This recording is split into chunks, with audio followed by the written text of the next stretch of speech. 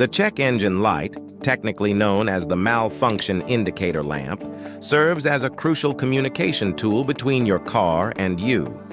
When the check engine light illuminates on your dash, it's a clear sign of problems under the hood of your car.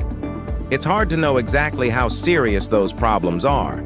It could be a quick fix or a problem that leaves you stranded and costs you thousands of dollars unless it's addressed quickly. Either way, it's important to get to the bottom of the issue as soon as possible. Here are 4 of the most common reasons your check engine light might be on. Reason number 1. Faulty engine management system sensors.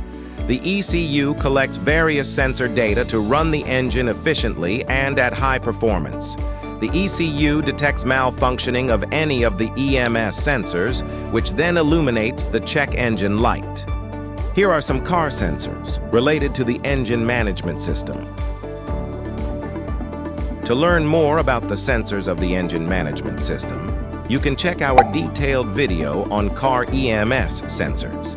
Reason number 2. Active OBD-II codes. If an OBD-II code related to the powertrain gets triggered, it will illuminate the check engine light. You can check the activated OBD-II code using a DTC scanner.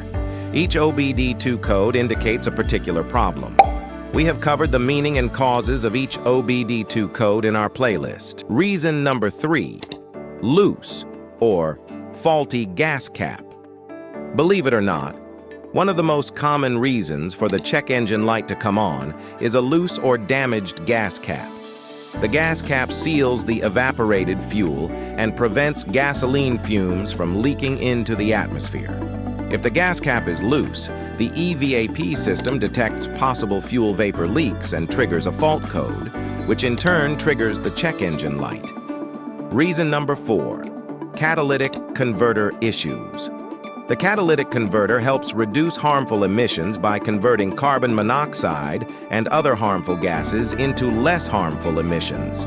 If it fails, it can cause the check engine light to come on and result in poor engine performance and increased emissions.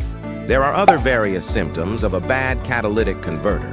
If you would like to know more about the symptoms of a bad catalytic converter, you can check our video on bad catalytic converter.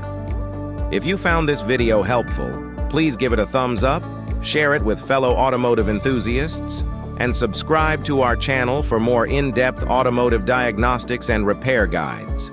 Don't forget to hit the bell icon to get notified of our upcoming videos.